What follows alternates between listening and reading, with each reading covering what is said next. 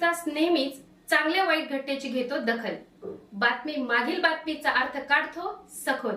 तर जाणून घेऊया बंदी बांधवांच्या हातून साकारतोय बाप्पा. प्रायचित्तातून सृजनांची वाट आणि गणेश मूर्तीच्या माध्यमातून समाजाच्या मुख्य प्रवाहात परतण्याचा एक सकारात्मक प्रयत्न.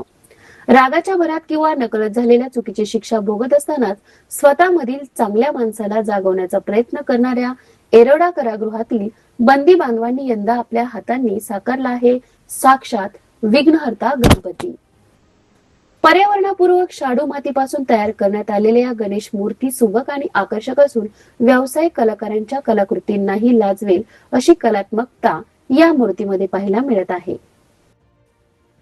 महाराष्ट्र कारागृह प्रशासन, भुई प्रतिष्ठान पुणे आणि आदर्श मित्र मंडळ पुणे यांच्या संयुक्त विद्यमाने राबविण्यात येणाऱ्या प्रेरणा पथ प्रकल्पांतर्गत बंदी बांधवांना गणेश मूर्ती निर्मितीचे प्रशिक्षण देण्यात आले. या उपक्रमाचा उद्देश आहे बंदी बांधवांमध्ये सकारात्मक विचार निर्माण करणे, त्यांच्या कलागुणांना वाव देणे आणि भविष्यात त्यांना समाजाच्या मुख्य प्रवाहात पुन्हा आणणे.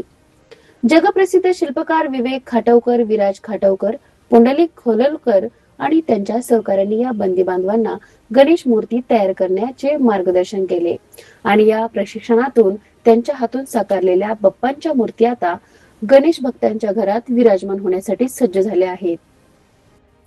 या मूर्ती खरेदी करून घरी प्रतिस्थापना करणे म्हणजे केवळ गणेश भक्ती नाही, तर एका माणसाच्या परिवर्तनाच्या प्रवासाला प्रोत्साहन देण्याचा एक सुंदर प्रयत्न आहे.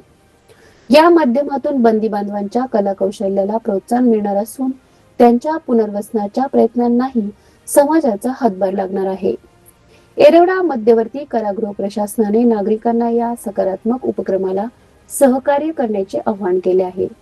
या परिवर्तनापूर्वक शाडू मातीच्या गणेश मूर्तीची विक्री पुण्यातील गायत्री क्लिनिक, खडकमाळ, राष्ट्रभूषण चौक, शिवाजी रोड येथील स्टॉलवर करण्यात येत आहे. चला यंदाच्या गणेश उत्सवात बाप्पाच्या घरी आणण्यातच एका व्यक्तीच्या आयुष्यातील परिवर्तनाला साथ देऊया.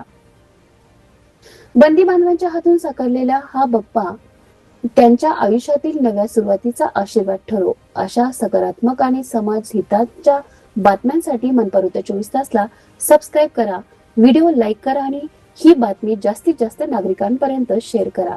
मी मीनाक्षी गोडके, धन्यवाद.